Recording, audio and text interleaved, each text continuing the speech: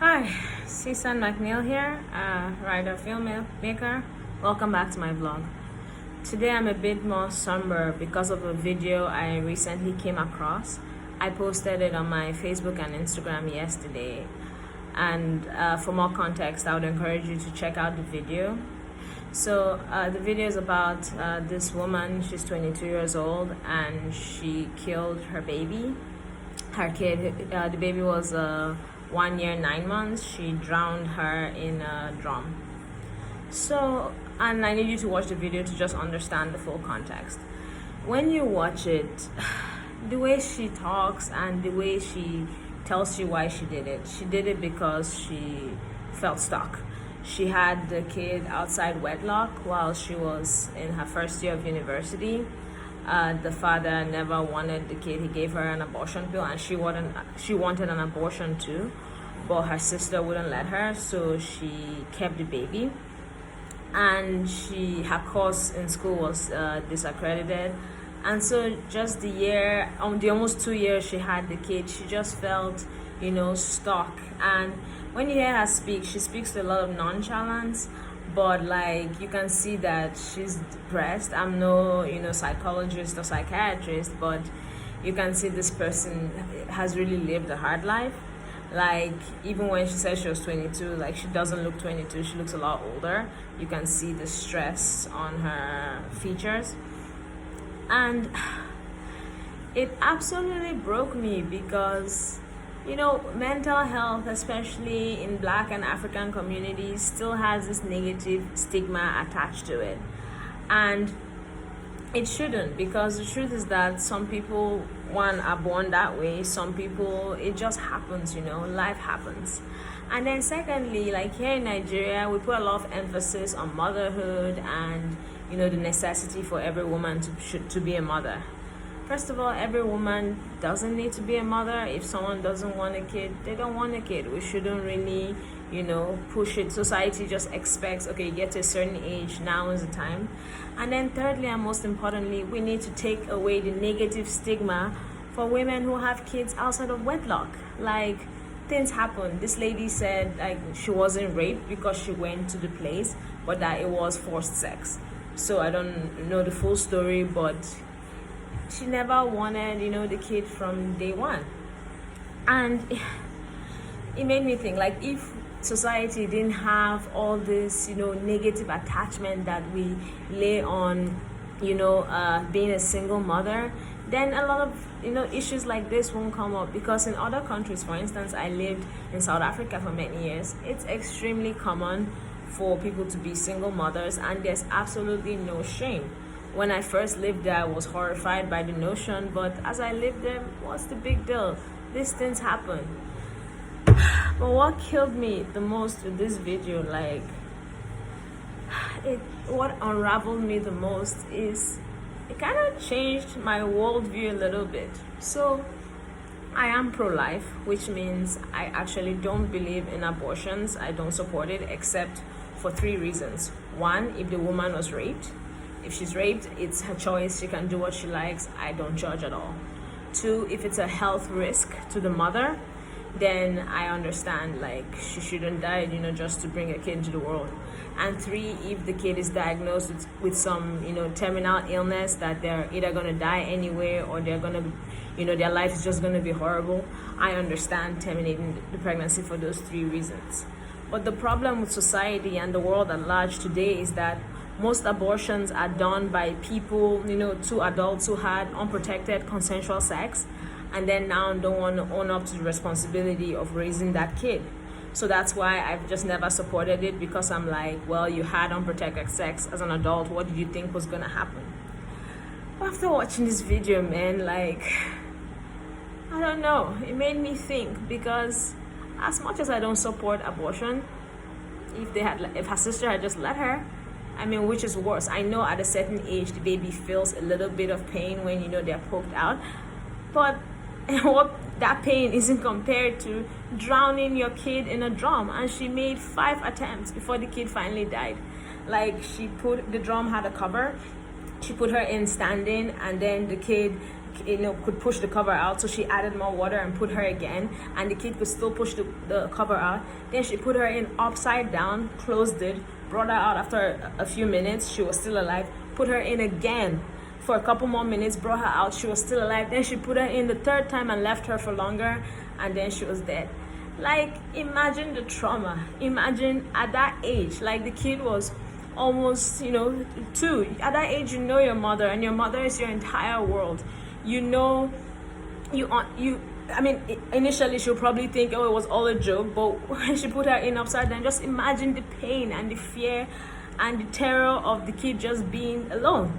And it broke me because it's changing my perspective and worldview, and makes me wonder, maybe we shouldn't force certain things on people. Like, I'm not saying, just go abort, all your kids, whatever, because I understand that it's a human life, and whatever, however way we try to twist it and say, oh, it's just a fetus, oh, it's just a collection of cells. That's literally how life begins. It's the circle of life. Life begins at conception, the baby grows and grows until it's born.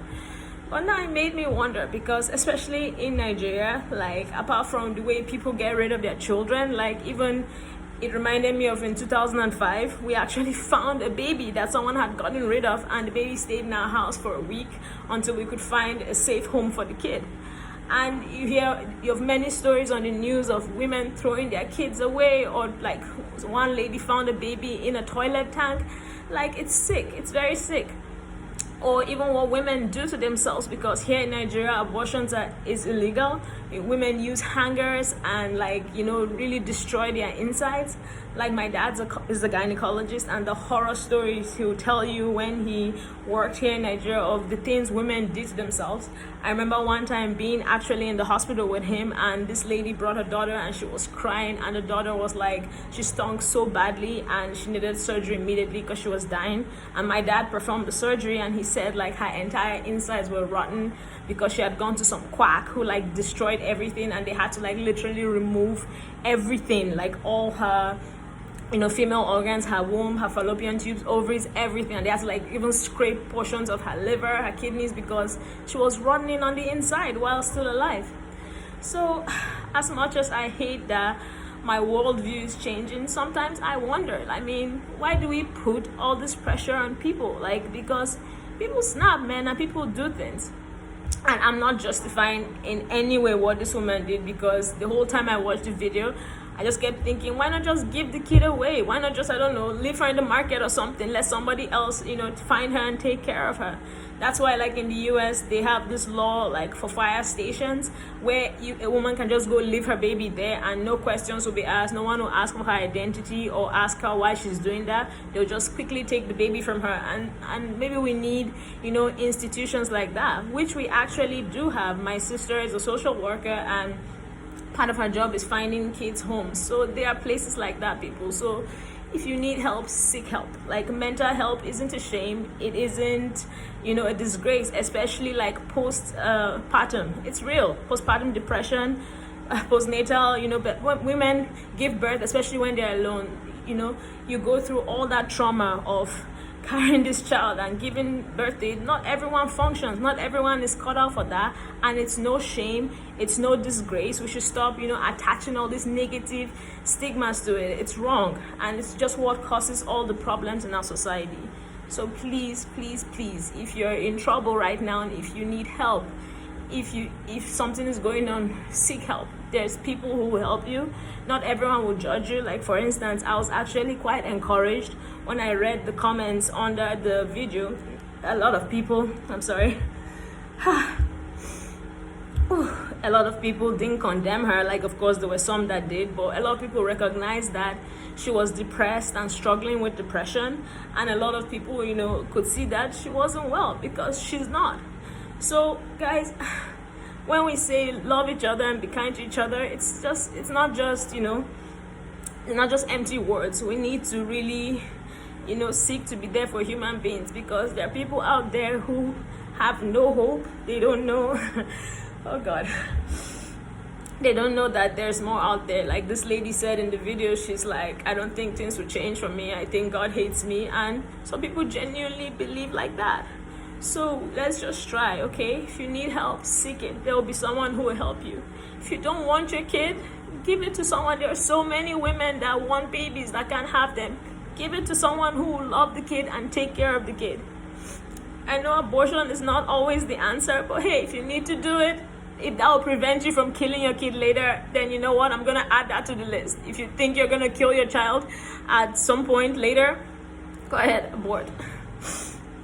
So guys, growing up, like my dad and I had this tradition, and later after living in the US for many years, I realized that it's also very common in Mexican and Spanish culture.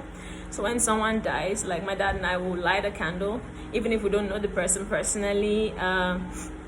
If the death impacts us in any way, we'll light the candle and just leave it on for a few hours, so that by looking at the candle, we can remember the dead person, we can honor their life, we can, ask God, we can pray for their family and their loved ones and whoever is grieving, and just ask God to remember them in the spirit. So at this time, I'm gonna light a candle for the little girl. Her name is Adisa Oluwanifemi Victoria. She's dead. She was killed on the 11th of May, and she didn't deserve to die because she was just a kid. But I'm gonna light this candle for her and for her mother, so that the Lord will just be with them, because even though the mom feels nothing right now, this thing is gonna hit her someday.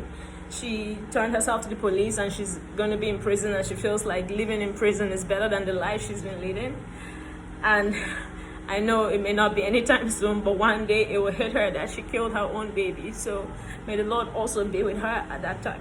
So I'll light this candle at this time. Oh, sorry, I'm very bad at matches.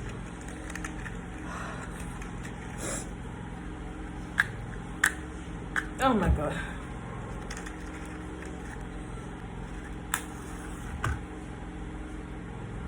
Finally. So I'm lighting this candle for Adisa Oluwanifemi Victoria, and for her mother, Adisa Oluwanifemi, and her third name was Oluwafumilola. May the Lord be with this little girl, and wherever she is right now, if she's in his arms or just floating somewhere, may the Lord just be with her at this time, and may the Lord be with her mother and come and comfort her in this time. So take a few seconds just to honor her life, her really short life, and believe that, I guess, God has a plan for all of us. So thank you guys. Thanks for being here with me today, and I pray that the Lord will just keep us, in these crazy times, especially during the lockdown. People are just locked with their thoughts and don't know how to function. So once more, if you need help, speak up. There are people who will help you find the help you need. God bless you all. See you next time.